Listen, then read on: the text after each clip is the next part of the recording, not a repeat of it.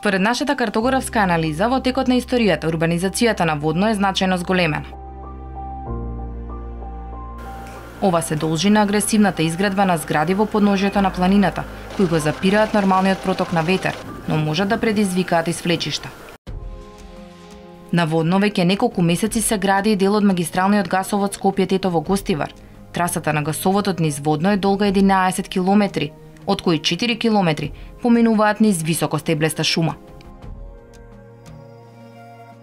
Дел од трасата поминува низ строго заштитена зона, минирањето на камењарите и отворените тревести делови, така наречени голи појаси на трасата, ќе го уништи големиот биодиверзитет од ретки видови растенија, габи и инсекти.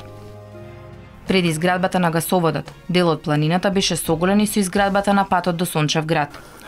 Зошто овој пат е небезбеден за да може да се користи? Овој источен дел од планината Водно се карактеризира прво со доста неотпорни карпи, мешавина, еден меланж на карпи, од палеозојски шкрилци преку мермерици, полини и така натаму, а втора работа што е тектонски здробен и што тоа нешто предизвикува интензивен процес на распаѓање на карпите. Така да, заради такво нешто има овдека опасност и можност од честа појава и на слечиште, и на одрони и така натаму, така да, навистина тоа не само сега, него и во иднина ќе представува голем проблем и веројатно ќе бидат потребни доста мерки за да се обезбеди патот да биде безбеден за поминување.